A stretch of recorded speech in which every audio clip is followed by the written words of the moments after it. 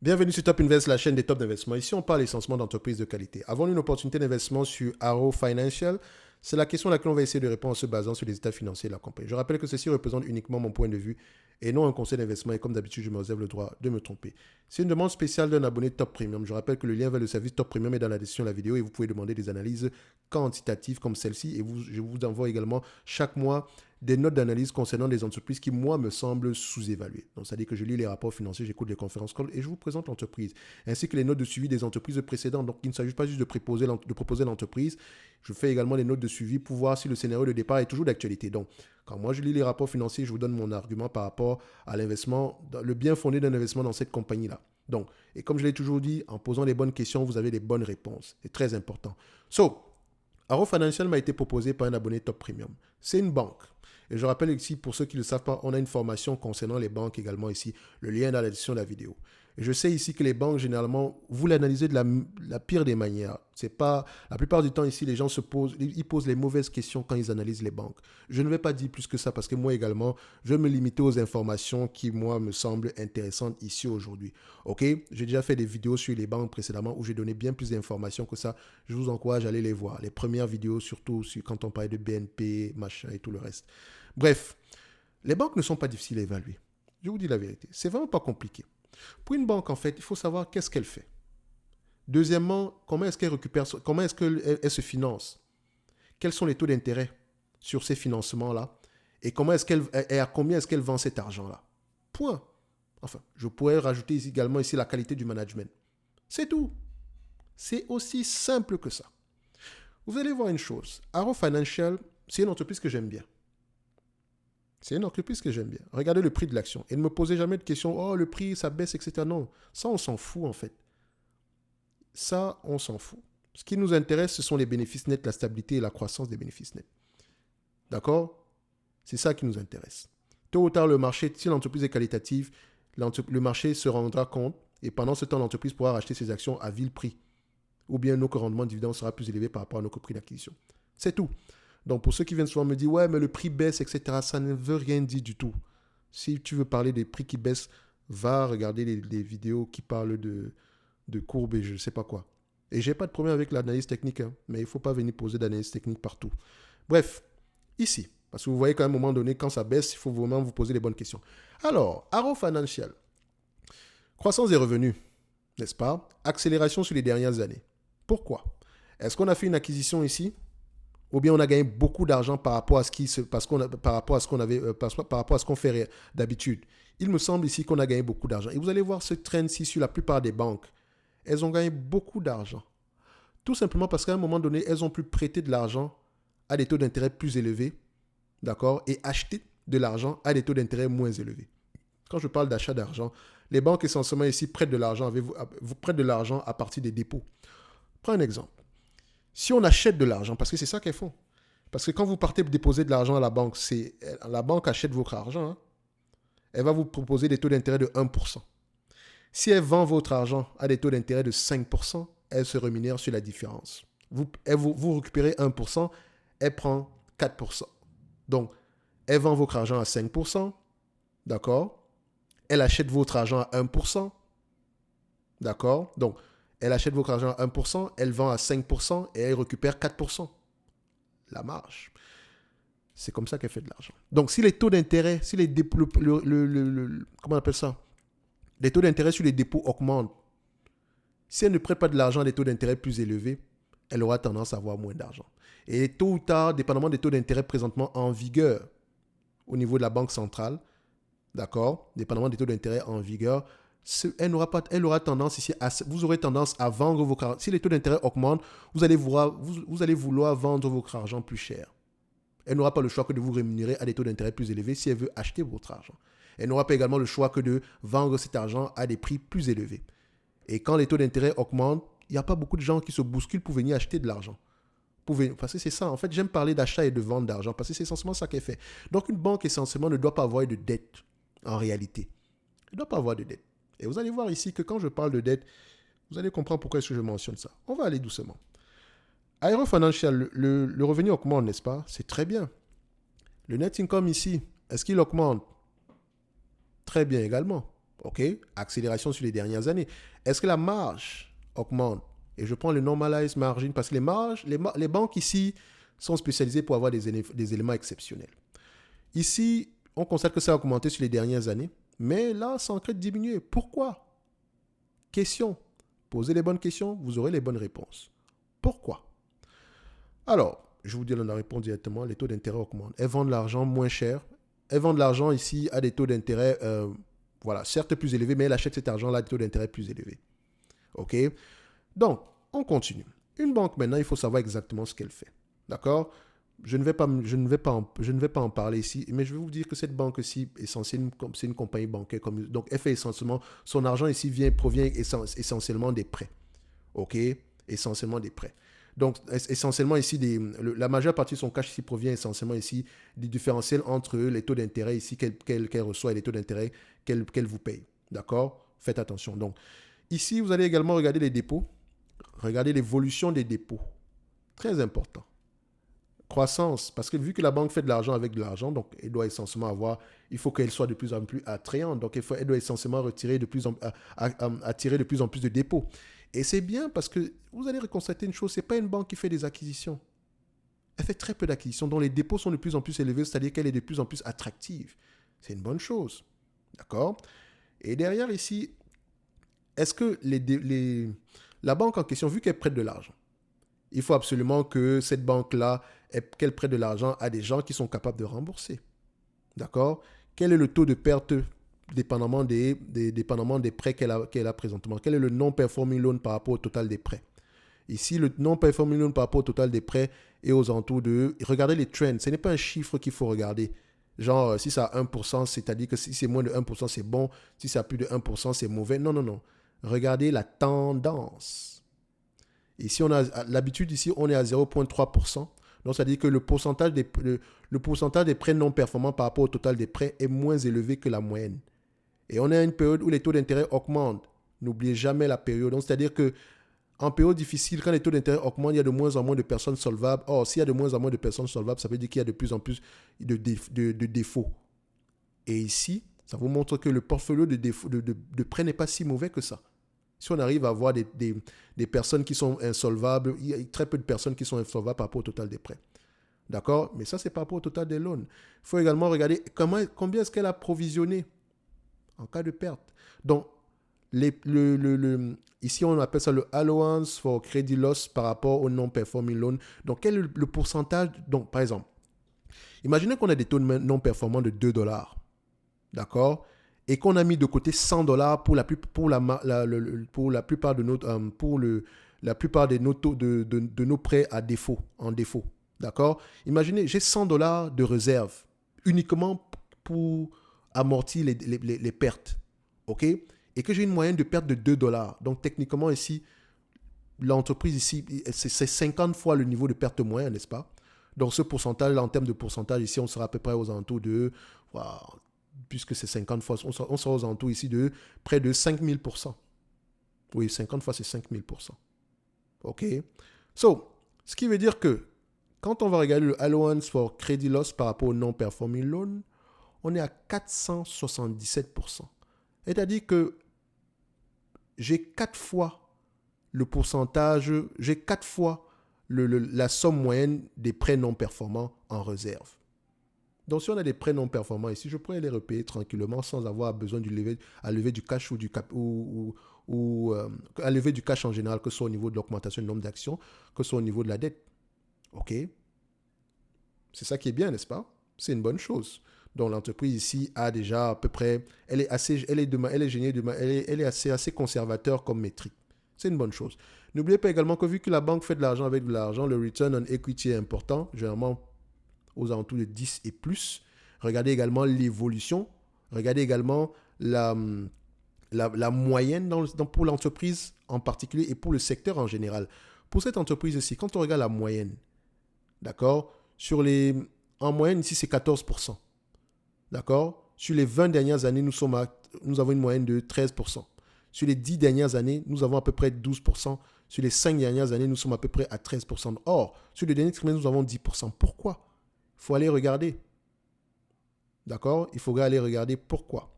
So, vu que c'est une banque essentiellement ici et qu'elle se rémunère très peu avec des prêts ici, donc elle aura tendance à s'échanger à la valeur de ses actifs tangibles par action.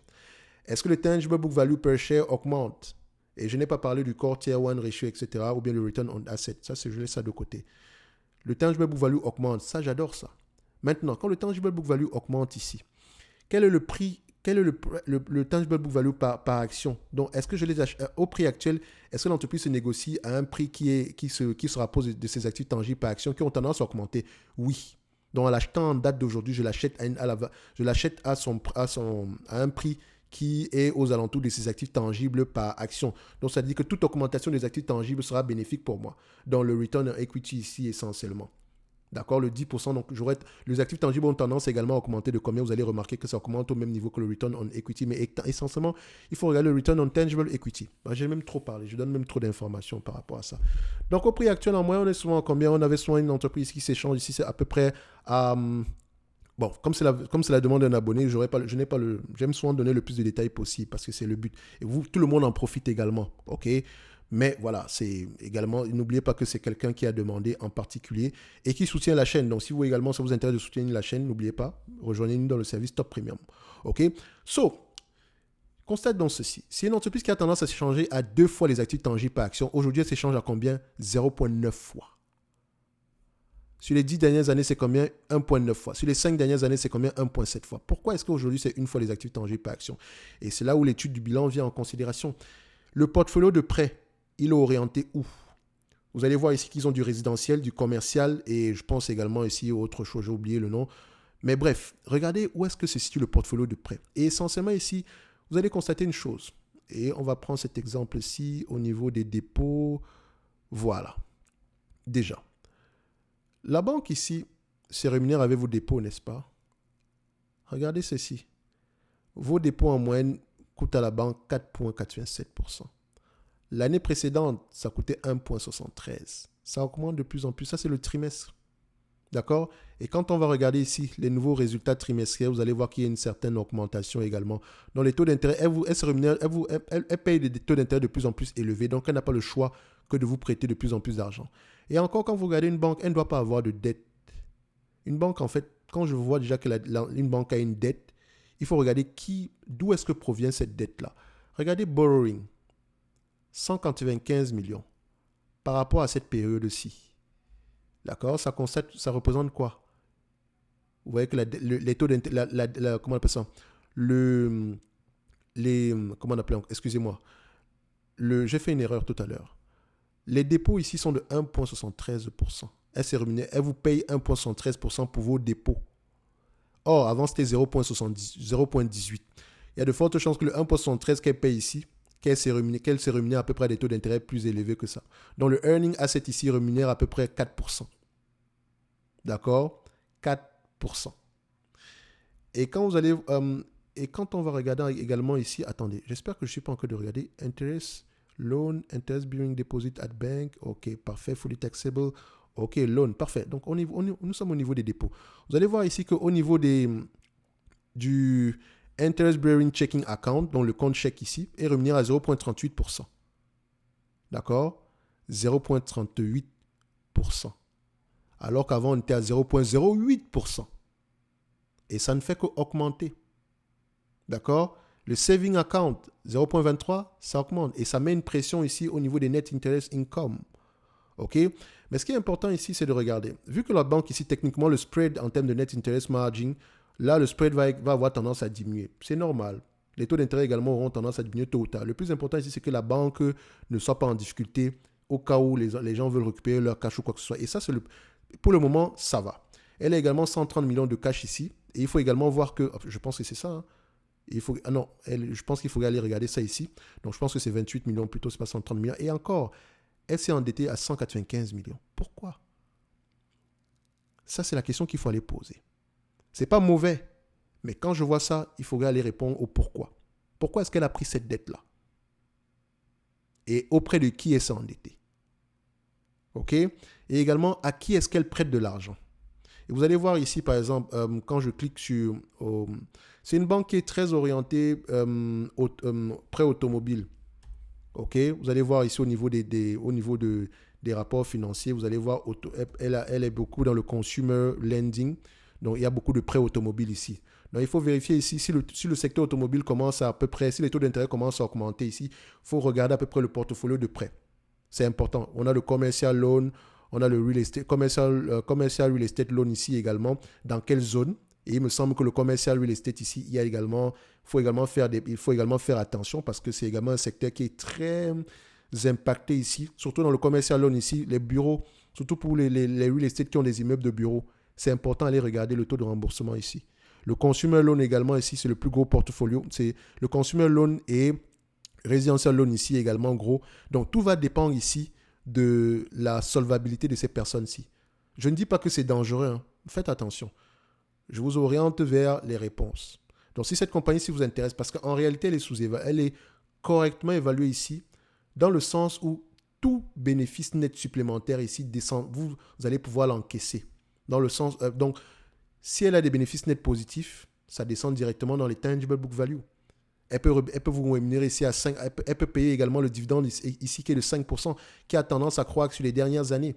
D'accord? Donc, pour moi, Arrow Financial, ça sera intéressant à aller regarder en profondeur. Donc, je vous ai donné assez d'informations ici. Désolé pour ceux qui n'ont pas compris. Les banques ici, c'est essentiellement l'étude du bilan. Ok, je ne peux pas regarder, je suis toujours mal à l'aise à analyser une banque en regardant uniquement les chiffres. Les chiffres également me permettent uniquement de poser les bonnes questions quand je vais lire les rapports financiers. Le plus important maintenant, c'est la lecture des rapports financiers. Et je vous ai dit que ce n'est pas difficile à analyser. Pas du tout. Une fois que vous savez ce que vous devez regarder ici, ça devient automatique. Donc, comme je l'ai mentionné, le lien vers la formation concernant les banques est dans la description de la vidéo. Vous avez également le service Top Premium, etc. Pour moi, en date d'aujourd'hui, cette compagnie-ci est sous-évaluée. Ok, sous-évaluée. Et en même temps, qu'est-ce qu'elle fait avec ce cash justement? Et ça, c'est également une autre chose qui ne m'a pas plu sur cette banque. Elle ne rachète pas ses actions. Non, elle est contre le rachat d'actions même. Donc, vous allez voir si ces actions-là ont même tendance à augmenter. Ce n'est pas parce qu'elle vous dilue, enfin, c'est de la dilution, mais il faut regarder quelle est l'origine. Est-ce que c'est parce que certaines personnes acceptent se faire rémunérer ici, au lieu de prendre des dividendes, préfèrent payer ici, préfèrent se rémunérer en actions? Ça, je ne sais pas. Il faut regarder la politique ici, l'allocation du capital. Et entre-temps, comme je l'ai dit, elle a fait certaines petites acquisitions derrière, mais elle est contre le rachat d'actions. Pourtant, c'est quelque chose d'assez intéressant à faire ici aujourd'hui, surtout pour les banques. Donc, cette banque-ci devrait racheter ses actions et j'espère qu'elle va changer par rapport à ça.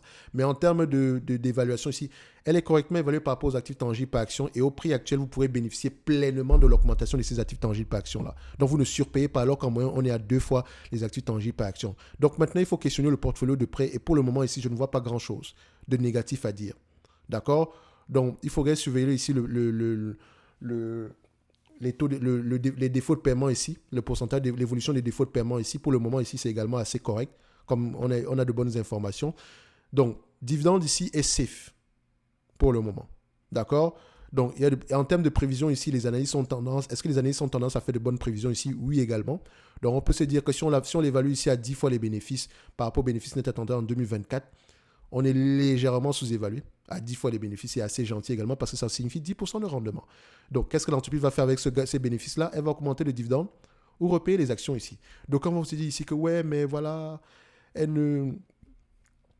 n'augmente pas énormément son dividende également ici. Mais regardez la tendance forecast. Regardez à peu près l'historique de performance du dividende. Si vous y avez investi à peu près une dizaine d'années, à peu près, non, pas une dizaine d'années, en 2000, oui, c'est ça, une vingtaine d'années, votre rendement sur coût serait de 7% en date d'aujourd'hui. Et ça, je ne parle même pas. Est-ce que ça prend en considération le réinvestissement de ces dividendes-là? Je ne pense pas. Bon, mettons ça ici comme ça. 13,98% si on réinvestit les dividendes. Votre rendement aujourd'hui. Et elle est toujours sous-évaluée. Elle est assez bien gérée comme banque. Donc, je ne pensais pas faire 20 minutes pour cette compagnie-ci, mais j'ai du mal à parler des banques en 2 minutes. Bref, profitez-en. Pour l'abonné en question, si tu as des questions par rapport à Arrow Financial, n'hésite pas à me contacter. D'accord? Le but, c'est ça. Hein? Vous apprendre à être le plus indépendant possible. Donc, si je peux t'orienter vers la réponse, si toi-même tu as des questions par rapport à ça, n'hésite pas à me les poser. Ou est-ce que si je peux t'orienter au niveau des bilans, je vais également le faire volontiers. OK? So, on va se donner rendez-vous sur la prochaine vidéo. Arrow Financial, c'est intéressant au prix actuel. Le dividende, il est safe et c'est un gracieux dividende qui aura tendance également à croître. D'accord? Il me semble, il y a de bonnes chances que ce soit le cas. Et je pense qu'elle a tendance à faire énormément de splits parce que si elle n'avait pas fait des splits depuis plusieurs... Oui, elle a l'habitude de le faire, elle fait beaucoup de splits. Bref, il faudrait également aller regarder ça. En tout cas, ceci n'est que mon point de vue. et non un conseil d'investissement. Comme d'habitude, je me réserve le droit de me tromper. Et on va se donner rendez-vous sur la prochaine vidéo. Un like, un abonnement, ça fait toujours plaisir. Merci.